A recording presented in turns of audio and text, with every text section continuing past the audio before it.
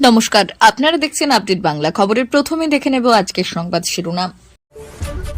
যুদ্ধ করতেও তৈরি এবার রাজ্য ভার্সেস হাইকোর্টের প্রধান বিচারপতি, করা হুঁশিয়ারি জাস্টিস জ্ঞানমের। এখনই করা পদক্ষেপ, অর্জুন সিংকে নিয়ে বড় নির্দেশ কলকাতা হাইকোর্টের। অনুব্রত ফিরতেই শুরু অ্যাকশন। বীরভূমে যা হচ্ছে শুনলে গায়ের রক্ত জল হয়ে যাবে। অবশেষে মুখ ঘোষণা করল বিজেপি। গঙ্গাসাগরে আসে সমস্ত রাস্তার দুই ধারে ওনার ছবি টাঙানো, ফাঁকে ফাঁকি মারছে ভাইফো। গঙ্গাসাগরে স্নানের পর সুকান্ত। লক্ষ্মীর ভান্ডার নিয়ে ব্যাপক অনিয়ম, তদন্তে নেমে মাথায় হাত পড়ল প্রশাসনের। 24 ঘন্টার মধ্যে পাল্টা অ্যাকশন, দিল্লি থেকে তলব বাংলাদেশের রাষ্ট্রদূতকে। সাগরের চিঠি কই, সুকান্তের প্রশ্নে পাল্টা আরোপের। এক ক্লিকেই সমস্ত পরিষেবা, বাড়ি বসেই পাওয়া যাবে সার্টিফিকেট। নতুন অ্যাপ লঞ্চ করলো পশ্চিমবঙ্গ সরকার। 3 কোটি মানুষ রেজিস্টার করেছেন, আজই শেষ দিন। তাহলে আপনি কি করছেন? আসছে বিস্তারিত খবরে। রাজ্যের বিরুদ্ধে যুদ্ধ করতেও তৈরি, এবার স্পষ্ট জানিয়ে দিলেন কলকাতা হাইকোর্টের প্রধান বিচারপতি টি.এস. শিবজ্ঞানম। এদিন ভরা এজলাস এই মন্তব্যই করেছেন তিনি। ইতিমধ্যে এই নিয়ে শুরু হয়েছে জোর চর্চা। রাজ্যের বিরুদ্ধে যুদ্ধ করতেও তিনি হাইকোর্টের প্রধান বিচারপতি। জানা যাচ্ছে, পশ্চিমবঙ্গের 11টি জেলা আদালত থেকে পরিকাঠামো সম্বন্ধিত নানান অভিযোগ এসেছে উচ্চ আদালতের প্রধান বিচারপতির কাছে। এই সমস্যার সমাধানের জন্য আগেই রাজ্যকে নির্দেশ দিয়েছিলেন তিনি। এবার তাই নিয়ে ক্ষোভ উগরে দিয়ে জাস্টিস টি.এস. শিবজ্ঞানম এদিন ট্রাম্প সংক্রান্ত মামলা শুনানির সময় এই প্রসঙ্গ উঠে আসে, তখনই কড়া হুঁশিয়ারি দেন তিনি। এদিন ভরা এজলাসে এই নিয়ে তীব্র ক্ষোভ প্রকাশ করেন কলকাতা হাইকোর্ট প্রধান বিচারপতি। তিনি বললেন, প্রধান বিচারপতি পদে আর কয়েক মাস রয়েছে, তার মধ্যে রাজ্য যদি পদক্ষেপ না করে তাহলে রাজ্য প্রশাসনের সঙ্গে আমি যুদ্ধ করতেও প্রস্তুত। জানা যাচ্ছে, এদিন প্রধান বিচারপতি ক্ষোভ প্রকাশ করে বললেন, কোথাও বারের ঘর নেই, কোথাও আবার খোদ বিচারকের বসার জায়গা নেই। এই সঙ্গে পশ্চিমবঙ্গে নানান নিম্ন আদালতে প্রয়োজনের তুলনায় কম সংখ্যক কর্মচারী রয়েছে, সেটা নিয়ে উষ্মা প্রকাশ করেছেন প্রধান বিচারপতি টি.এস. শিবজ্ঞানম। উল্লেখ্য, এই প্রথম নয়, এই বিষয়ক মামলায় এর আগেও অস্থায়ীভাবে কর্মচারী নিয়োগ নিয়ে অসন্তোষ প্রকাশ করেছিলেন আদালত। কলকাতা হাইকোর্টের ভৎসনার মুখে পড়েছিল রাজ্য। এবার নিম্ন আদালতগুলিতে পরিকাঠামো সংক্রান্ত বিষয়ে ক্ষোভ উগরে দিলেন উচ্চ আদালতের প্রধান বিচারপতি। Justice T.S.. শিবজ্ঞানমের কড়া হুঁশিয়ারি, প্রধান বিচারপতি পদে তিনি আর মাত্র কয়েক মাস রয়েছেন। এর মধ্যে যদি পদক্ষেপ না নেওয়া হয় তাহলে রাজ্য প্রশাসনের বিরুদ্ধে যুদ্ধ করতেও তিনি তৈরি। আদালতের নির্দেশে আপাতত স্বস্তি পেলেন প্রাক্তন বিজেপি সাংসদ অর্জুন সিং। পুলিশের করা শতপ্রণোদিত মামলায় এই বিজেপি নেতাকে রক্ষা কবচ দিল কলকাতা হাইকোর্ট। ভাটপাড়া থানার পুলিশকে হেনস্থার ঘটনায় অর্জুন সিং এর বিরুদ্ধে শতপ্রণোদিত মামলা করেছিল পুলিশ। ওই মামলায় আগেই নির্দেশ বহাল রেখেছেন কলকাতা হাইকোর্টের বিচারপতি জয় সেনগুপ্ত। সোমবার আদালতে এই মামলা চলাকালীন জাস্টিস সেনগুপ্ত জানিয়ে দিয়েছেন, আপাতত এই বিজেপি নেতার বিরুদ্ধে কোনো কড়া পদক্ষেপ করতে পারবে না পুলিশ। মঙ্গলবার আবার এই মামলা শুনানি রয়েছে। ভাটপাড়া থানার পুলিশের দাবি, ব্যারাকপুর থানার পুলিশ কর্মীরা যখন অর্জুন সিং এর বাড়িতে নোটিশ নিয়ে হাজির হয়েছিলেন তখন অর্জুন সিং এবং তার দেহরক্ষী হেনস্থা করেছিলেন অফিসারদের। এরপর এই মামলায় আদালতে রক্ষা কবচে আবেদন করেছিলেন অর্জুন সিং। প্রসঙ্গত, ইতিপূর্বে একাধিক মামলার পরিপ্রেক্ষিতে অর্জুন সিং এবং তার ছেলে ভাটপাড়ার বিধায়ক পাবন সিংকে বারবার পুলিশি নোটিশ পাঠানো হয়েছে। সূত্রের খবর, অর্জুন সিং এর বিরুদ্ধে অভিযোগ ছিল ভাটপাড়া পৌরসভার চেয়ারম্যান থাকাকালীন চেয়ারম্যান রিলিফ ফান্ডের টাকা ব্যক্তিগত কাজে লাগিয়েছেন তিনি। বৃহস্পতিবার ওই মামলায় তাকে ভবানী ভবনে ডাকা হয়েছিল। একাধিকবার তলব এড়িয়ে গিয়েছেন তিনি, কিন্তু ওই দিন হাজিরা দিয়েছিলেন অর্জুন। একই সঙ্গে রাজ্য শাসক দলের বিরুদ্ধে প্রতিহিংসামূলক আচরণের অভিযোগ করেছেন এই বিজেপি নেতা। উল্লেখ্য, এই সময় ভাটপাড়া পুরসভার চেয়ারম্যান থাকার পাশাপাশি ভাটপাড়া নৈহাটি কোঅপারেটিভ ব্যাংকেরও চেয়ারম্যান ছিলেন তিনি। সেই সময় কোঅপারেটিভ ব্যাংকে প্রচুর অর্জুন সিং এর। পুলিশ সূত্রে খবর যে 2020 সাল থেকে 20 সাল নাগাদ ভাটপাড়া পুরসভায় প্রায় 4 কোটি টাকা দুর্নীতির অভিযোগে নাম জড়িয়েছিল বিজেপির এই প্রাক্তন সাংসদের। গত বছরের 12 নভেম্বর ওই মামলাতে অর্জুনকে ভবানী ভবনে তলব করেছিল সিআইডি। সেই সময় অর্জুন সিং দাবি করেছিলেন, উদ্দেশ্য প্রণোদিতভাবে ডেকে তাকে ফাঁসানোর চেষ্টা করা হচ্ছে। তবে এই দিন পুলিশ হেনস্থার মামলায় হাইকোর্ট রক্ষা কবচ দিয়ে আপাতত স্বস্তিতে অর্জুন। রাজ্য জুড়ে বিভিন্ন প্রান্ত থেকে হামেশাই উঠে আসে তৃণমূলের গোষ্ঠী কোন্দলের ছবি। বিশেষ করে নানুরের কাজল শেখ বনাম অনুব্রত মণ্ডলের অনুগামীদের লড়াই নতুন নয়। গরু পাচার মামলায় অনুব্রত মণ্ডল জেল থেকে ফিরে আসার পর থেকেই এই দুই শিবিরের মধ্যে অশান্তি নতুন মাত্রা পেয়েছে। তাই নতুন বছর শুরু হওয়ার পর বীরভূমে কাজল শেখ বনাম অনুব্রত মণ্ডলের অনুগামীদের মধ্যে দ্বন্দ্ব কমেনি এক ফোঁটাও। এবার অনুব্রত অনুগামীদের মেরে হাত পা ভেঙে দেওয়ার অভিযোগ উঠল কাজল শেখ অনুগামীদের বিরুদ্ধে। যদিও সমস্ত অভিযোগ অস্বীকার করেছে কাজল শেখ ঘনিষ্ঠ তৃণমূল সভাপতি। সম্প্রতি নানুরে অনুব্রত মণ্ডলের এক অনুরাগীর ওপর ব্যাপক হামলা চালানোর অভিযোগ উঠেছে। অভিযোগ, মেরে ওই তৃণমূল নেতার হাত পা ভেঙে দেওয়া হয়েছে, এমনকি তার গাড়ি লক্ষ্য করে কয়েক রাউন্ড গুলিও চালানো হয়েছে। আর এই গোটা ঘটনায় আঙুল উঠেছে কাজল শেখ ঘনিষ্ঠ অনুগামীদের দিকে। আর এই ঘটনাকে কেন্দ্র করে আরও একবার প্রকট হয়ে উঠেছে অনুব্রত মণ্ডল বনাম কাজল শেখের গোষ্ঠীদ্বন্দ্ব। নানুর ব্লকের তৃণমূলের সংখ্যালঘু সেলের চেয়ারম্যান রিঙ্কু চৌধুরী ক্ষোভ উগরে দিয়ে এই প্রসঙ্গে বলেছেন, আমি কেষ্টদার অনুগামী। কেষ্টদা ফিরে আসার পর আমাদের উপর আক্রমণ চলছে।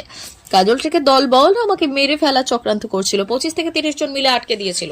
শাবল দিয়ে বন্দুকের বাঁট দিয়ে মেরে হাত পা ভেঙে দেওয়া হয়েছে। একই সাথে তিনি অভিযোগ করেছেন অনুব্রত মণ্ডলের দল কারা যাবে না বলে শাসানো হয়েছিল এবং বলা হয়েছিল আসা যাবে না করিম খানের কাছে। শুধু তাই না, 2 রাউন্ড গুলি চালিয়েও তার গাড়ি থামানো হয়েছিল বলে অভিযোগ। কাজল শেখ ঘনিষ্ঠ তৃণমূলের ব্লক সভাপতি সুব্রত ভট্টাচার্য হামলার অভিযোগ অস্বীকার করে দাবি করেছেন উনি অনেকের কাছ থেকে টাকা নিয়েছেন, সেই টাকা নিয়ে ঝামেলা থেকে এত কিছু। অন্যদিকে বীরভূমের বিজেপির সাংগঠনিক জেলা সভাপতি ধ্রুব সাহা এই বিষয়ে কটাক্ষ করে বলেছেন এলাকা দখল নিয়ে ঝামেলা, এছাড়া তৃণমূলের আভ্যন্তরীণ দ্বন্দ্ব তো রয়েছে। প্রসঙ্গত অনুব্রত মণ্ডল জেল থেকে ছাড়া পাওয়ার পর থেকে কাজল শেখ বনাম অনুব্রত অনুগামীদের লড়াই নতুন মাত্রা পেতে শুরু করেছে। এর আগে গত বছরের ডিসেম্বর মাসেও ওই নানুরেই অনুব্রত অনুগামীদের মারধর করার অভিযোগ উঠেছিল কাজল শেখ অনুগামীদের বিরুদ্ধে। জানা যায় 1.5 মাস গ্রাম ছেড়ে থাকার পর অনুব্রত ফিরতেই সপরিবারে গ্রামে ফিরে এসেছিলেন নানুরের তৃণমূল পঞ্চায়েত সদস্য। তারপরেই তার উপর 20 থেকে 25 জন মিলে হামলা চালিয়েছিল। অভিযোগ ছিল ওই হামলাকারীরা সকলেই ছিলেন কাজল শেখের অনুগামী, আর ওই ঘটনায় বোলপুরের এসডিপি তার কাছে অভিযোগ দায়ের করা হয়েছিল। তখনও দোষারোপ পাল্টা দোষারোপের পালা শুরু হয়েছিল, আর সেই রেশ কাটতে না কাটতেই সামনে এলো এবার বড় ঘটনা। রাজ্য জুড়ে বিভিন্ন প্রান্ত থেকে হামেশাই উঠে আসে তৃণমূলের গোষ্ঠীকন্দলের ছবি। বিশেষ করে নানুরের কাজল বনাম অনুব্রত মণ্ডলের অনুগামীদের লড়াই নতুন। গরু পাচার মামলায় অনুব্রত মণ্ডল জেল থেকে ফিরে আসার পর থেকে এই দুই শিবিরের অশান্তির নতুন মাত্রা পেয়েছে। তাই নতুন বছর শুরু আগেই বীরভূমে কাজল শেখ বনাম অনুব্রত মণ্ডলের অনুগামীদের মধ্যে দ্বন্দ্ব কমেনি এক ফোঁটায়। এবার অনুব্রত অনুগামীদের মেরে হাত পা ভেঙে দেওয়ার অভিযোগ উঠল কাজল শেখ অনুগামীদের বিরুদ্ধে, যদিও সমস্ত অভিযোগ অস্বীকার করেছে কাজল শেখ ঘনিষ্ঠ তৃণমূল সভাপতি। উত্তরপ্রদেশের মিল্কিপুর বিধানসভায় উপনির্বাচন রয়েছে, আর এই উপনির্বাচনে বিজেপির হয়ে লড়াই করার জন্য মুখ ঘোষণা করা হলো। মিল্কিপুর বিধানসভা উপনির্বাচনে চন্দ্রভান পাসওয়ানকে প্রার্থী করা হয়েছে, প্রার্থী করেছে বিজেপি। মকর সংক্রান্তির পূর্ণ লগ্নে মকর সংক্রান্তিতে গঙ্গায় ডুব দিলেন কেন্দ্রীয় প্রতিমন্ত্রী ও বিজেপি রাজ্য সভাপতি সুকান্ত মজুমদার। এই দিন সাগর তটে 1 নম্বর স্নানঘাটে তিনি পায়ে হেঁটে বাঙালি সাজে ধুতি পরে তার সাথে বেশ কিছু দলীয় নেতাদের সঙ্গে নিয়ে স্নান করলেন। স্নান করার পর বেশ কিছুক্ষণ ধামসা বাজাতে দেখা যায় তাকে সমুদ্রের তটে। এরপর সাংবাদিকদের মুখোমুখি হয়ে তিনি বললেন গঙ্গাসাগরে মূল রাস্তার ওপরে ভারতবর্ষের প্রধানমন্ত্রীর ছবি দিয়ে একটি তোরণ লাগানো হবে বলে স্থানীয় ভিডিও অফিসে একটি অনুমতিপত্র জমা দিয়েছিল, কিন্তু তা স্থানীয় ভিডিও তার অনুমতি দেননি। আর এর পাশাপাশি তিনি রাজ্যের মুখ্যমন্ত্রীর নাম না করে কটাক্ষ করেন গঙ্গাসাগরে আসা সমস্ত রাস্তার দুধারে ওনার ছবি টাঙানো আছে এবং তার ফাঁকে ফাঁকে ফাঁকি মারছে তার ভাইপো। এর পাশাপাশি তিনি আরো বললেন যে মেলাতে প্রধানমন্ত্রীর ছবির ঠাঁই নেই, সেই মেলাতে 40 কোটি পুণ্যার্থী আসলেও বিভিন্ন আন্তর্জাতিক মেলার স্বীকৃতি পাবে। সুকান্ত মজুমদার বললেন গঙ্গাসাগর মেলা নিয়ে সাহায্য পেতে গেলে তো প্রধানমন্ত্রীকে বলতে হবে, তাকে উদ্বোধন ডাকতে হবে, উদ্বোধনে প্রধানমন্ত্রীর 2-4টে ছবিও পেতে হবে। গোটা মেলা প্রাঙ্গণ দেখে তো মনে হচ্ছে মুখ্যমন্ত্রী ছাড়া আর কেউ নেই। পুলিশ মাইকিং করছে যে সরকার নির্ধারিত ভাড়া দিয়ে আসবেন, কিন্তু সরকারি নির্ধারিত ভাড়া কি রেট চার্ট করতো তা তো কেউ জানেন না। পুণ্যার্থীদের কাছ থেকে যে যে রকম পাচ্ছেন লুটে নিচ্ছেন। তিনি প্রশ্ন তোলেন গঙ্গাসাগরে হেলিকপ্টার সার্ভিসটা কোথায় চলে, 19 কোটি টাকা কোথায় যায় সেটার কোনো খোঁজ পাওয়া যায় না। ড্রেজিং করাতে 30 করানো হয় বলে রাজ্য সরকার দাবি করে। সুকান্তের প্রশ্ন 2 মাস পরই ড্রেজিং এর কি অবস্থা দেখবেন, ড্রেজিং না করে ভেসেল পার করা যাবে না। লক্ষ্মীর ভান্ডার প্রকল্পের আবেদন করে হাতে পেয়েছিলেন বিধবা ভাতা প্রকল্পের টাকা, সেই ঘটনা তদন্তে নেমে প্রশাসনের মাথায় হাত পড়ল। লক্ষ্মীর ভান্ডার প্রকল্পের জন্য আবেদন করেছিলেন, হাতে পেয়েছিলেন বিধবা ভাতার টাকা।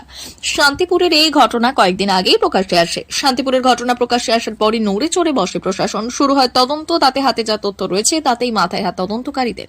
তদন্তে নেমে তদন্তকারীরা জানতে পারেন যে একাই গৃহবধূ নন, ভুয়ো ভাতা প্রাপকের সংখ্যা শান্তিপুরে কম করে 82। তদন্তে দেখা গিয়েছে যে অতিমারির সময় যারা ভাতার জন্য আবেদন করেছিলেন তাদের মধ্যেই এই জাতীয় সমস্যা হয়েছে।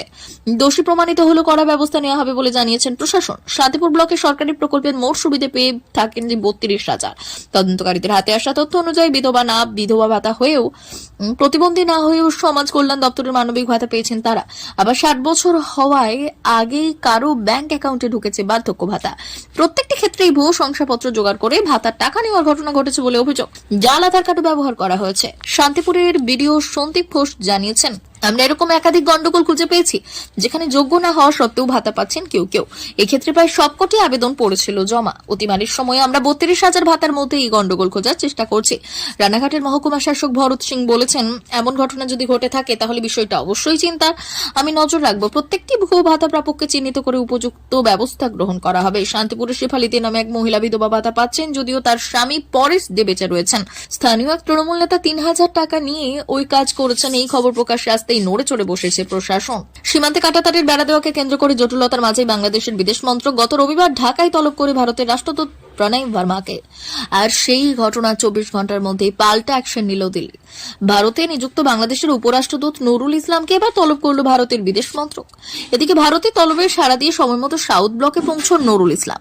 একাংশের অনুমান ভারত এবং বাংলাদেশের সীমান্তে কাঁটাতারের বেড়া দেওয়াকে কেন্দ্র করে জটিলতার সৃষ্টি হয়েছে। আর সেই ব্যাপারে আলোচনা করতে ভারতের বিদেশ মন্ত্রক তলব করে বাংলাদেশের উপরাষ্ট্রদূতকে। উল্লেখ্য 4156 কিলোমিটার জায়গা জুড়ে রয়েছে ভারত এবং বাংলাদেশ সীমান্ত।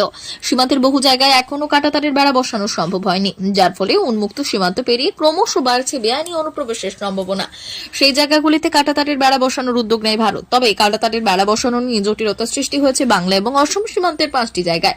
ভারতের বিরুদ্ধে দ্বিপাক্ষিক চুক্তি লঙ্ঘন করার অভিযোগ তুলেছে বাংলাদেশ। বাংলাদেশের পররাষ্ট্র মন্ত্রক এই পরিস্থিতিতে নিজেদের অবস্থান স্পষ্ট করতে রবিবার ডেকে পাঠায় ভারতীয় হাই কমিশনার প্রণয় ভার্মাকে।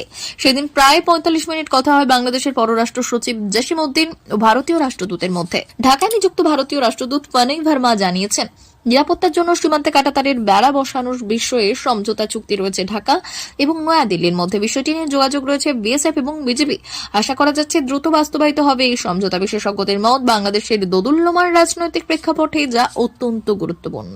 আগামী বছরে বিধানসভা নির্বাচন, তাই এখন থেকেই প্রস্তুতি চলছে জোর কদমে। এবারও কলকাতা নীলবাড়ি নিজেদের দখলে রাখতে মরিয়া রাজ্যের শাসক দল তৃণমূল কংগ্রেস। মুখ্যমন্ত্রী মমতা বন্দ্যোপাধ্যায়ের উদ্যোগে ইতিমধ্যে রাজ্য জুড়ে চালু হয়েছে পশ্চিমবঙ্গ সরকারের একাধিক সরকারি প্রকল্প। নারী পুরুষ নবীন প্রবীণ নির্বিশেষে সকলের জন্য ঢালাও প্রকল্প চালু করেছেন রাজ্যের প্রশাসনিক প্রধান। পৌরসভা এলাকার শহরের বাসিন্দাদের মতোই তার নজর রয়েছে গ্রামের মানুষদের দিকেও। তাই পৌরসভা এলাকায় যেমন শহরের বাসিন্দাদের সমস্ত সরকারি কাজে গতি আনতে একাধিক পদক্ষেপ করা হচ্ছে, তেমনি গ্রাম পঞ্চায়েত স্তরের বাসিন্দাদের আরও বেশি সরকারি সুবিধা দিতে তৈরি করা হয়েছে একটি নতুন অ্যাপ। এই অ্যাপটির নাম হলো বাংলার পঞ্চায়েত অ্যাপ। পশ্চিমবঙ্গ সরকারের এই পদক্ষেপ নিঃসন্দেহে অত্যন্ত প্রশংসনীয় বলে মনে করা হচ্ছে। এই নতুন অ্যাপ চালু হওয়ার ফলে এবার থেকে পঞ্চায়েত অফিসের কাজ আরও বেশি সহজ হতে চলেছে। প্রথমে যে কোনো অ্যান্ড্রয়েড ফোন থেকে গুগল প্লে স্টোরে যেতে হবে, এরপর সার্চ অপশনে গিয়ে লিখতে হবে বাংলার পঞ্চায়েত, তারপর মোবাইল স্ক্রিনে ভেসে উঠবে পশ্চিমবঙ্গ সরকারের এই নতুন পরিষেবা। পাশে লেখা ইনস্টল অপশনে ক্লিক করলেই সরকারি অ্যাপটি মোবাইলে ইনস্টল হয়ে যাবে। এরপর এই অ্যাপ ওপেন করে নিজের জেলা, ব্লক এবং গ্রাম পঞ্চায়েত সিলেক্ট করতে হবে। পরবর্তী ধাপে সেখান থেকে প্রয়োজনীয় সার্টিফিকেট এবং অন্যান্য সরকারি পরিষেবা নির্বাচন করা হবে। এরপর সরকারি পদ্ধতি অনুযায়ী যখন যে নির্দেশ আসবে সেগুলি এই বাংলার পঞ্চায়েত অ্যাপের মাধ্যমে সম্পূর্ণ করে নিতে হবে। প্রিয় দর্শক, এখনকার মতো খবর এই পর্যন্তই। ধন্যবাদ।